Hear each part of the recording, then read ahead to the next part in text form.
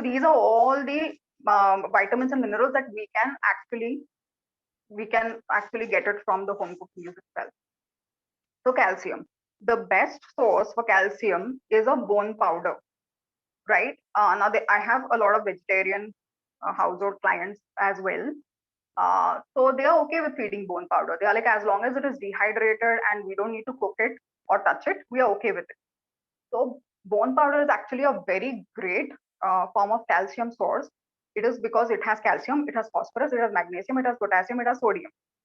So just one say all the targets are hit, right? So that's why go for bone powder. But if you're not able to go for bone powder, then you can go for eggshell powder.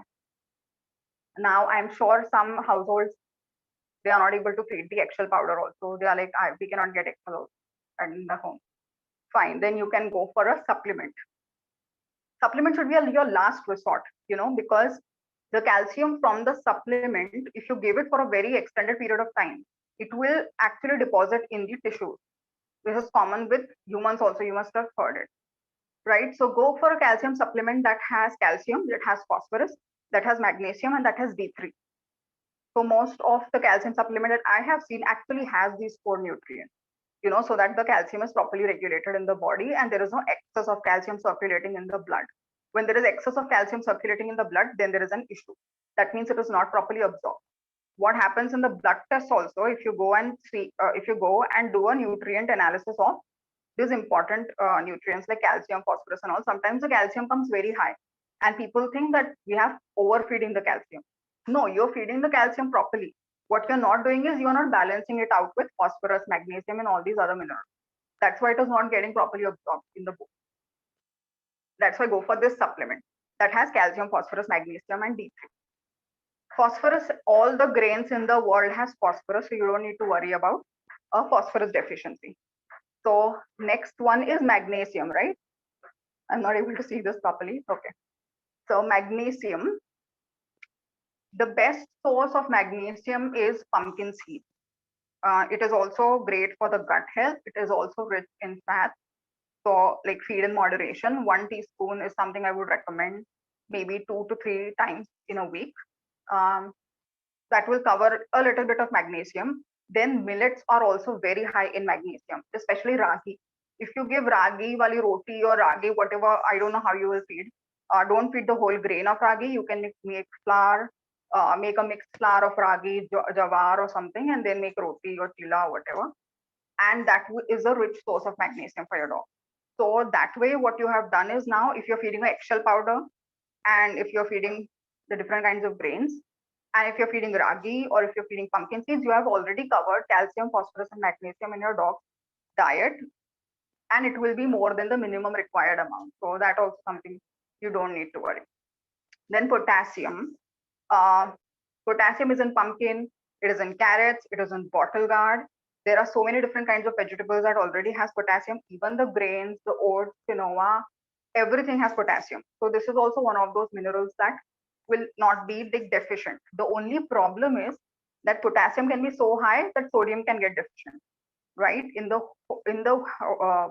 home cooked meals, often what happens is that the sodium is something that is missing. Sodium is very, very low, especially for the vegetarian diet. So here's what I recommend for sodium. Don't feed salt. What you can feed is fermented vegetables. So for fermented vegetables, you can use cabbage, carrots, and all these things, and it is actually fermented. So I'm sure many of you know how to make fermented vegetables, but if you don't know, then we can of course cover it up maybe through Instagram or something. We will add the recipe so that you can make these fermented vegetables, and then the sodium is also covered. So we have basically covered all the macro minerals which are necessary for your dog's diet. So if you feed these different things every day to your dog, these basic minerals are already covered. Then comes iron. Now iron is you will see it in eggs, you will see it in quinoa, you will see it in spinach, all the different leafy greens. Even millets have iron. Ragi is also very high in iron. But again, this is a non-heme iron, right? So if you're feeding these different kinds of ingredients, right? And if you see your dog being, now I'll tell you the deficiency symptoms of iron. Pale gums, pale eyes, he will be breathless, or just shortness of breath. He'll be restless. So there are different these kinds of signs. If you see them over and over again, probably he has an iron deficiency. So when if you want to like counter that, you can feed an iron supplement, or you can feed a supplement that has zinc, copper, iron, everything together into it. But don't feed the iron for very long period of time because it will build up stores in your dog's liver, and that is actually detrimental. The same goes for copper. If you're feeding a copper and zinc iron supplement, then don't feed it for an extended period of time. Just feed it maybe for a couple of months till he gets better, and then you can discontinue. If you're feeding a kibble diet and a home cooked diet, then kibble will actually cover for most of these minerals, right? It will cover for iron, maybe half it or something. And then for the other half, let's say your dog needs 10 mg of iron every day, 5 mg maybe will be covered with the kibble. You only need to feed now 5 mg. So feed these supplements intermittent, right?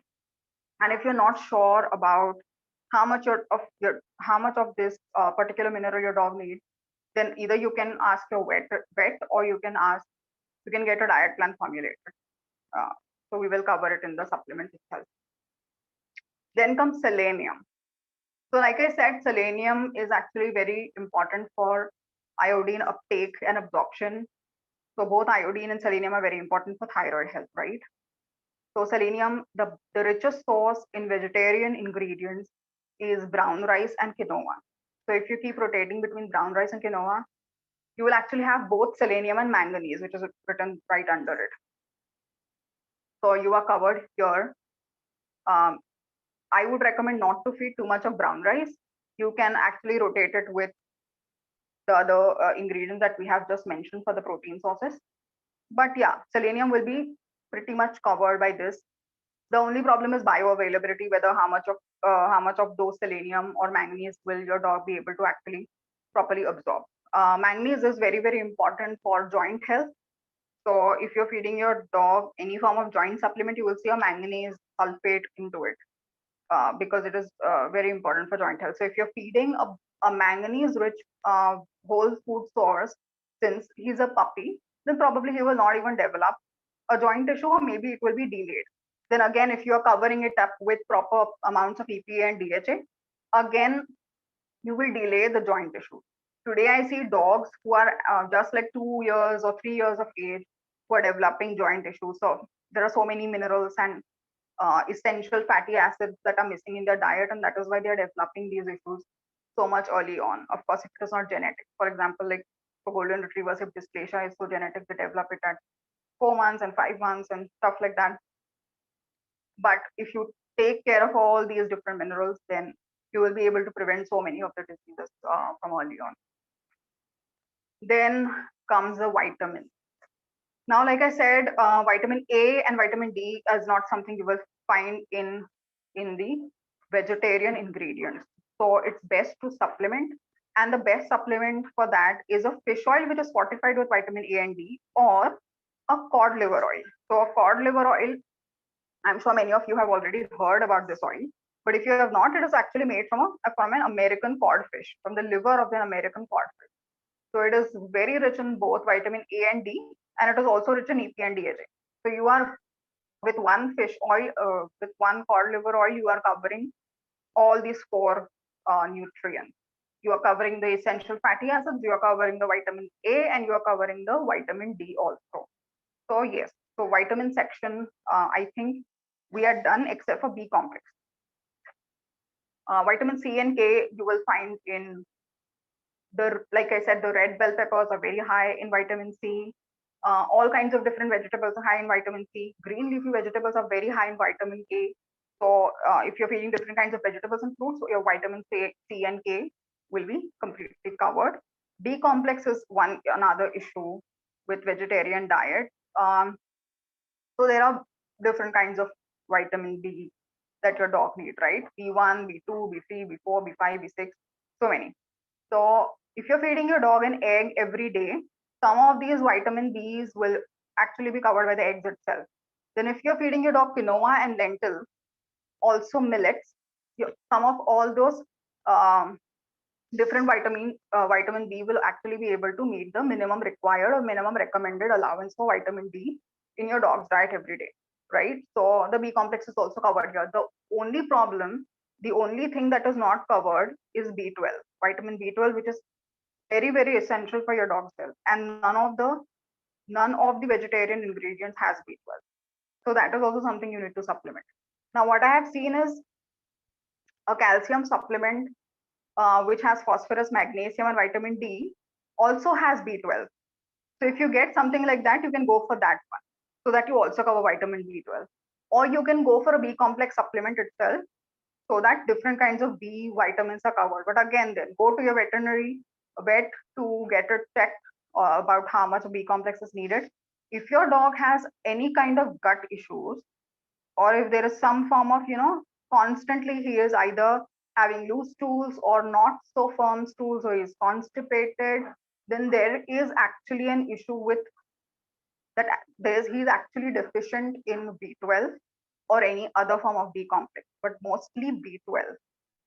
So what we do and what your vet will also do, if you're going to your vet constantly with gut issues, he will prescribe, if he has some form of knowledge of nutrition, he will prescribe a B12 for your dog, right? And if he has some form of gut issues, then of course the B12 will not get absorbed. B12 is something that will get deficient first before any other nutrient. So yes, go for a commercial B12 supplement for your dog, and you can either get formulated from a nutritionist or you can get it from your veterinary itself.